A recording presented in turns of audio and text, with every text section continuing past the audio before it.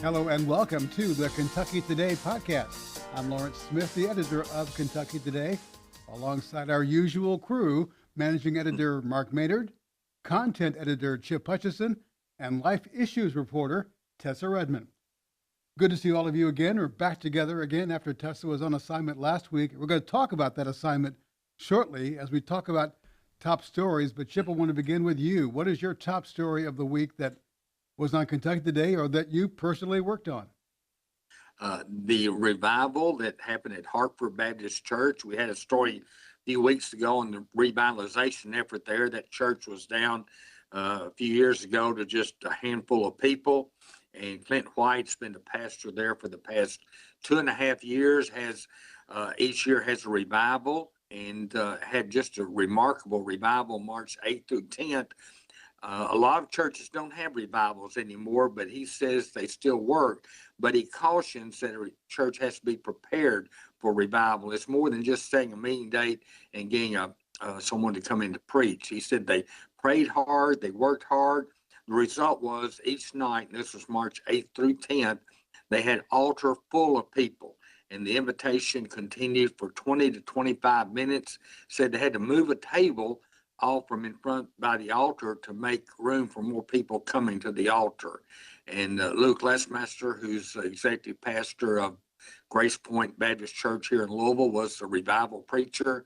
Caden White, Clint and Tanya White's son, led the music, and just had a remarkable time of people being saved, people rededicating, people coming forward just to repent of their sins. And it certainly is an encouragement to people that to have revival, but to have revival to prepare for it, to pray hard, to work hard, to invite people to come to it. And it's good to see it. Matthew Sickling was the associational mission strategist for the Ohio County Baptist Association, said it was remarkable. And he was there 2 of the 3 nights and could not say enough good things about how the Lord worked in those 3 days. Yeah, last week you talked about the revitalization at Hartford Baptist, and now they're leading a revival. So that's good news what's going on there. Mark, what about you? You've had a busy week. I've had a busy week, and they don't slow down, so that's okay. That's good. But I didn't have as busy a week as some kids from Eastern Kentucky University had, and also the University of Louisville. They were at Panama City Beach in Florida on spring break, but it wasn't a spring break like you might think. It was an evangelistic spring break for them. And at Eastern Kentucky in particular, I spoke with Jake Hancock, who's the BCM Baptist Campus Ministry leader there. And they had 86 kids, and they rented 16 minivans, and they, caravan down to Panama City, and they did this beach reach, which he's done it for 6 years, 5 or 6 years now. And it's just an amazing ministry that they do. And it's basically what they do. They work from 7 p.m. till 3 in the morning. They have their numbers are out there for people to call who need a ride, maybe people who are drunk, maybe even from a bar. They stop and they find them and they pick them up. They don't go inside the bar ever, but they will go outside. And the people, when they call, they say, I'm wearing a blue shirt, and a green hat, or, khaki shorts, or whatever they're wearing. And my name is Sam, or, whatever the name is. And that's, they have one person designated to go find that person. It's so mapped out so well. It's just incredible. The preparation that they have put into this, preparation on sharing the gospel, using tools like 3 circles, and just, it's not just, we're all going to pile in the van and we're going to go down there and, see what happens. It is a well-prepared plan. And it was real exciting talking to Jake. He was really, he was on cloud 9 over it. And I know they had 408 gospel conversations. They had 800 people they prayed for, more than 800, and they had 9 salvations. And, the salvations, we don't know, we don't save people. So you plant the seeds and let it happen. And that's what they've done. And Jake also shared his testimony with me. He was one of those beach kids on the beach with a beer when some beach reach people came to him and talked to him about it. And he's like, he went to church, he'd heard the gospel, all that. And, you know, when they were getting ready to leave, he said, "Hey, you guys are doing a good job. You know, you keep sharing your faith." And he walked away, and one of them grabbed his arm and said, "Hey, why do you act like that? You said you're a Christian. Why are you acting like this?" And that stuck with him, and that haunted him, basically. He said it was like a rock in a shoe the rest of that semester. Later in that semester, he did get saved, turned his life over to the Lord. Look where he's at now. I mean, you know, you just don't know. And those guys might have walked away from that time thinking, "Man, that guy, we got no hope with that guy." But, you know, you don't know. You share the gospel with people and you let the Lord do the work. And that's what they do with Beach Reach. Great ministry. Outstanding that they give up their spring break, their vacation to go down there and share gospel. What a wonderful work our campus Baptist campus ministries are doing. But you also dove into politics this week as well. Yeah, actually, that started from last week even. I guess it was last Friday evening when Governor Beshear vetoed House Bill 1, and that included the federal scholarship program, basically. And tax credit. That was really federal scholarship program. Yeah, free money basically is what it amounted to. You know, federal tax receipts for that, $1,700 if you donate that. And he vetoed it. You know, basically, I think he kind of painted it as something that is against public schools. It's not. Public schools can apply for these resources as well. Anybody can use them. Yeah. You know, it's not a private public thing. He kind of made it that because that's kind of been what he's kind of ridden his coattails on a little bit with, you know, the public schools and everything, and how, you know, we need to build up the public schools. And well, this is building up public schools. This is building up all Kentucky students, you know, not or private, public, whatever. It doesn't matter. And there was no reason to veto that. But he knew, we knew, everybody knew that was going to get overridden. And yesterday it did by big numbers in both chambers. You know, wasn't even close, and we knew it wouldn't be. And I can remember I wrote actually some of those Republicans who said, "I can't wait to override this veto." So they use their supermajority power to set things right and set things straight. So, you know, it will become law. And you know, praise the Lord. I think it's a good thing. It's a good thing for all Kentucky students, not just the private school students. It's not about that.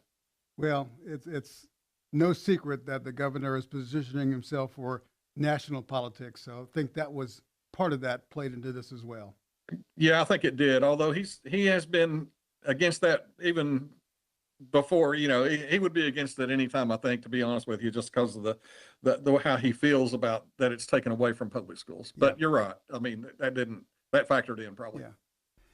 Tessa, you were not here last week because you were on assignment covering the annual March for Life, which turned into an interesting story. Talk about what you discovered. Yes, the Kentucky March for Life really highlighted a tension that we've seen building in the pro-life movement. And that's really a division over how do we handle the woman in terms of if she's having an abortion, should she be held criminally liable for that or should she not? And that was really on full display. Kentucky Right to Life, who organized the event, they've come out against a bill, House Bill 714, which is the Prenatal Equal Protection Act. And there was a large group of people there at the march who were holding up signs in support of that bill. And Adia Wushner, the executive director of Kentucky Right to Life, had said in her opening comments that those who were holding up these signs in support of House Bill 714 were guests with them. So there's kind of this sense that though everyone was there to advocate for unborn children, to support pro-life causes, they weren't entirely unified. And a lot of the supporters of House Bill 714 that I spoke with, they said, we're not here to co-opt this event, we're here to march for life. And what's really interesting, just what I was observing, is kind of the dividing line. We have Catholics falling on one side and Protestants falling on the other. The pro-life movement has largely been championed by Catholics for a long time. They're in a lot of leadership positions with like Right to Life and things like that. And a lot of the supporters who were there for House Bill 714 came from Baptist churches, a lot of Kentucky Baptist churches. And the Bishop of Covington, who was there, actually spoke out and addressed people with signs and said, we don't agree with you. We don't agree that women should be prosecuted for homicide if they abort their children. So that's just a really, like I said, it's a tension we've seen building for a couple of years, and it it really exploded at the March for Life. Interesting. I mean, we all are working toward the same goal, saving unborn children, but there is a division about how to go about that. So we hope it doesn't end up splintering the movement and making it less effective. But it was interesting. Great story you did on that, Tessa. A couple things from me. One, I did a story on the first debate between the Republican candidates for U.S. Senate to replace Senator Mitch McConnell, businessman Nate Morris, former Attorney General Daniel Cameron, and Congressman Andy Barr, all on the stage at the same time for the first time. And what struck me about that debate was how much Barr and Morris went after each other. They've been running attack ads against each other, them and their PACs, for weeks now, and that spilled over onto the stage where they went after each other and largely kind of ignored Daniel Cameron, who kind of came up, portrayed himself as maybe trying to stay above the fray. So it'll be interesting to see kind of what voters gravitate to. Will they be turned off by the attacks that Barr and Morris are going at each other, or will they appreciate Cameron so far not getting involved in that? One reason he hasn't is because, frankly, he hasn't raised enough money to run TV ads. So we'll see what happens when it does go up on the air. But that was an interesting aspect of that debate. Something else, a first person that we ran by Executive Director of the KBC, Dr. Todd Gray, that first person was asking Kentucky Baptist pastors, and through them all Kentucky Baptists, to contact their state senator to try to amend the state budget bill that's already passed the House to end requiring churches to collect the sales tax. Yes, we've talked about this before, and yes, churches in some circumstances do have to collect the sales tax. The spending bill, the appropriations bill, has already passed the House with no changes. That's still in there. We're asking senators to make that change so that churches are not, in effect, acting as agents of the state by collecting the sales tax. So those two stories, and quickly today, if you go to the website, KentuckyToday.com, you'll see an editorial on another bill, House Bill 904, which started as a way to make common sense restrictions on sports gambling, including raising the age of sports betting from 18 to 21. But that bill was folded into another bill, which would actually expand sports betting. So what started as a good thing, ending as a bad thing. We've got an editorial talking about that and the fact that the pro-gambling forces are trying to place poison in a glass of pure water, thereby poisoning the whole thing. So that's on our website right now. Staying in politics for just a minute. Last week, you'll recall, State Auditor Allison released a scathing report on the Cabinet for Health and Family Services.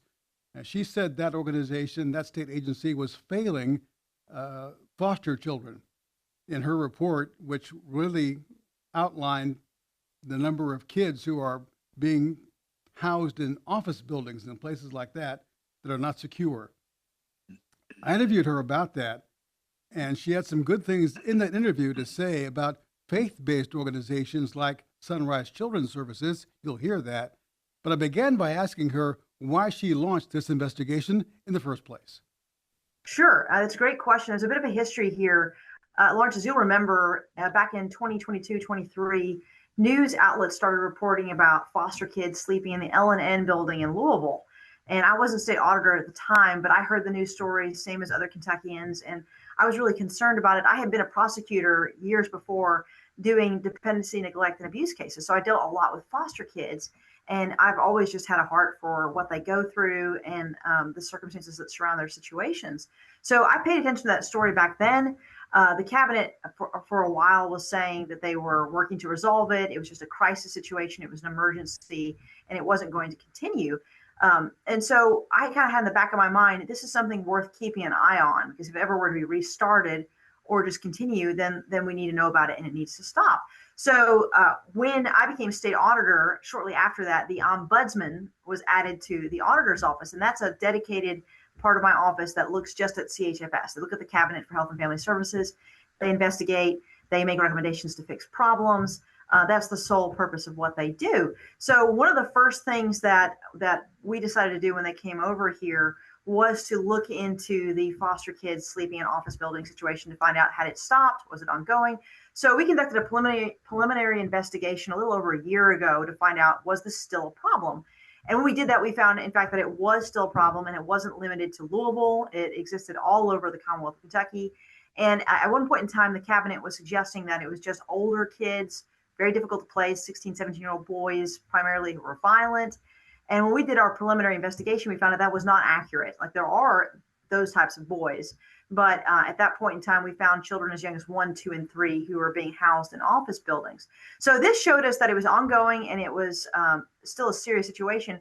So we decided to do a thorough investigation, find out, all right, what is leading to this? What kind of treatment are they getting when they're in this kind of care? So in the course of that investigation, we found out it wasn't limited to just office buildings. It's also hotels, state parks, sometimes community centers and hospitals, not sick, like they're not admitted as a patient, they're just staying there temporarily. So it was a much bigger problem than we even realized when we first started looking into it.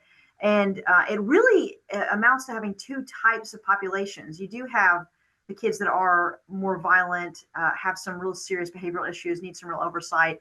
That's about, we found about 300 kids, a little over 300 kids all together. And so about 170 of those kids were the more difficult to handle kids, but about 130 of those kids did not meet that profile. Many of those children had never been involved in care before. They were moved straight from home. Many of them had no diagnoses, no behavioral issues. Some of them were very young. We found 17 kids that were 6 years and younger. 4 of those kids were infants under the age of 1. So it basically covers every type of foster child who comes into this system.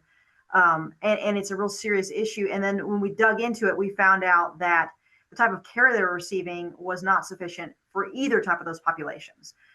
Most of these buildings, but all the buildings that we looked at that were offices, none of them had bathrooms with showers. So they were having to be transported. They are having to be transported to fire departments or the YMCA or other places.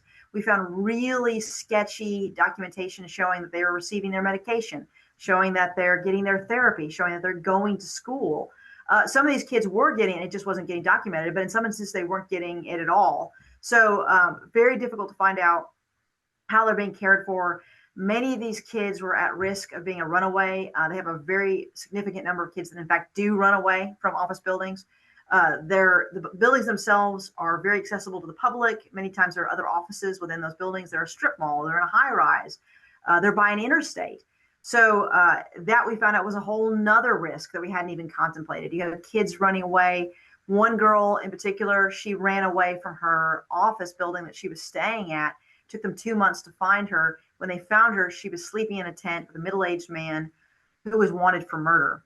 So incredibly dangerous and serious outcome. Another girl, she ran away, and then when they found her, they found out that she had been sex trafficked. Just really horrible situations when the kids run away, even when the kids are still in placement. One young girl, 13 years old, with an IQ of 76, they put her in an emergency shelter, and a supervisor at the shelter got into a verbal argument with her, knocked her to the ground, causing bruising to her face, a black eye. So there's a real lack of oversight, a real lack of making sure they're getting the care that they need. And when you're talking about this particular segment of our population, these kids need very intentional, loving care. They need to feel secure. They need to get the help they need. And we're just not doing it under the system. That certainly explains why you call this investigation, the results of the investigation, heartbreaking.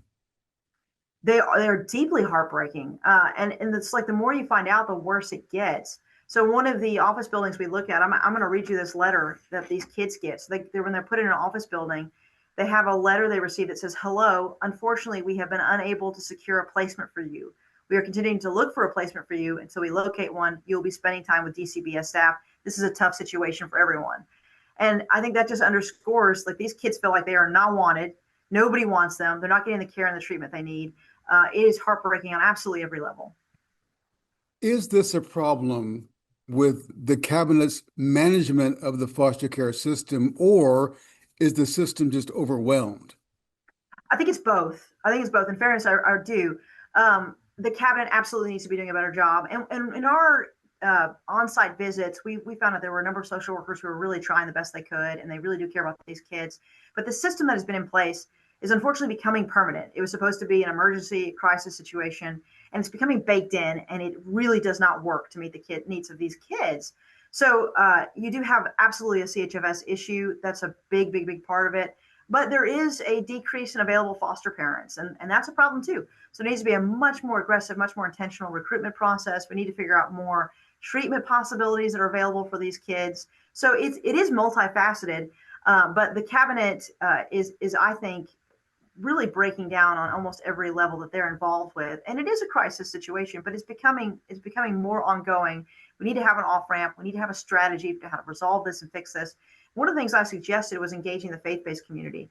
Southern Baptists have had Sunrise since the Civil War, long time, and they have done great work. There's one point in time where Governor Beshear was trying to prevent them from getting government contracts to be able to be involved in the foster care system.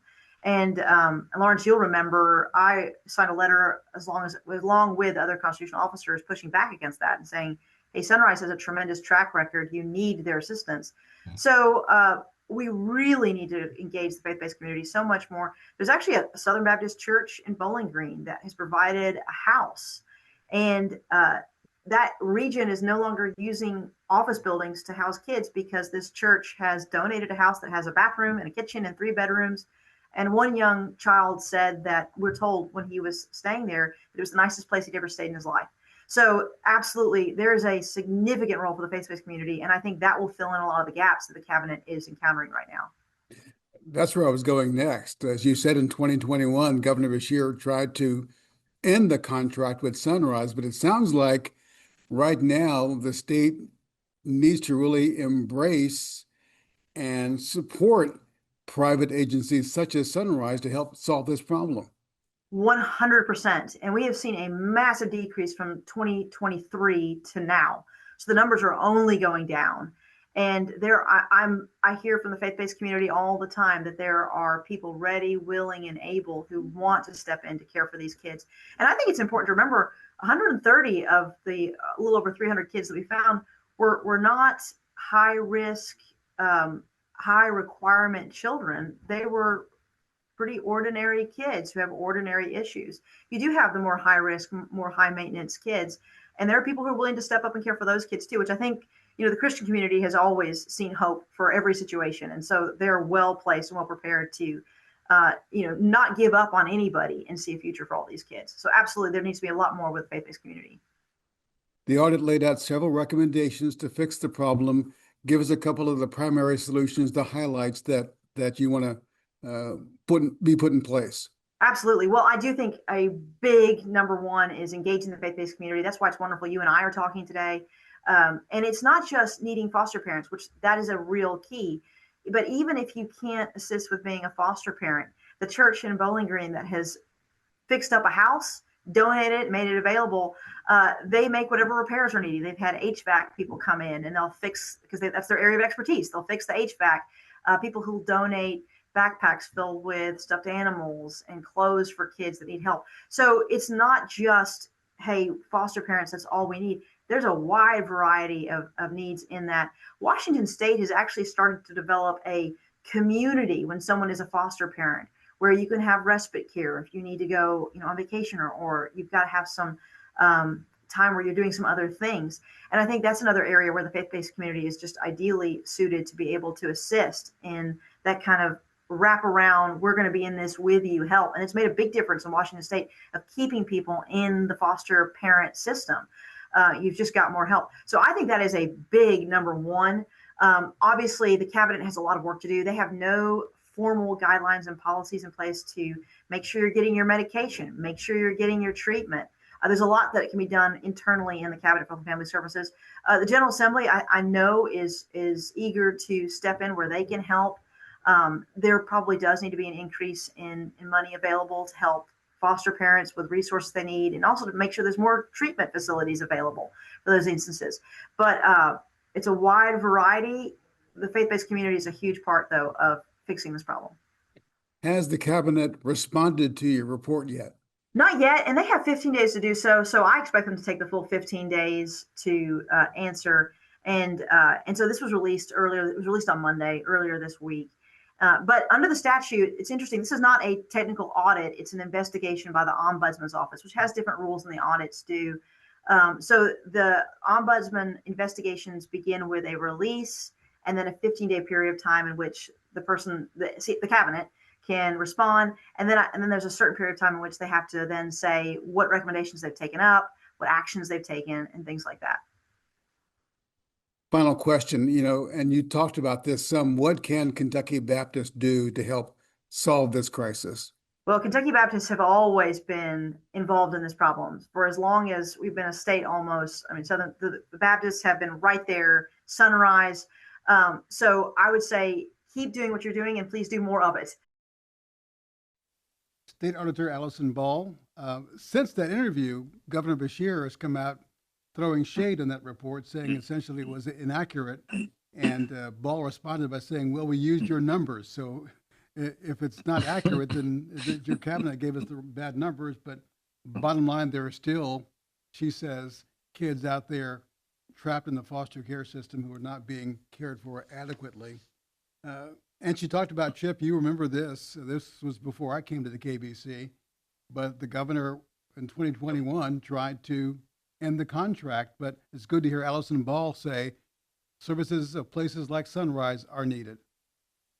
Yes, and she said the exact word that we are all thinking, heartbreaking. And, James tells us that we're to care for the widows and orphans in their affliction, and orphans are foster care children, not all necessarily orphans. But, how troubling this should be to us. And what will history say about the status of the state of Kentucky to ignore the needs of these children who in terrible situations of life? And so I'm thankful for Allison Ball, for her bringing this to light, for her speaking the truth. And I'm disappointed that the governor can talk about loving your neighbor and loving God, loving your neighbor. And yet here's one case where that is not happening. And thank you to Allison Ball for bringing this to light. And Kentucky Baptist and the population in general needs to say this cannot happen. We're thankful for Sunrise Children's Services, and while the governor tried to cut Sunrise out years ago, realized thankfully that Sunrise provides an incredible service of trying to care for kids. And I think we all would join in asking people to support Sunrise Children's Services all you can with your prayers, with your giving, because it sure does make a difference in the lives of vulnerable children. Exactly. Well said. Well, I think today I want to end with what else? March Madness, basketball.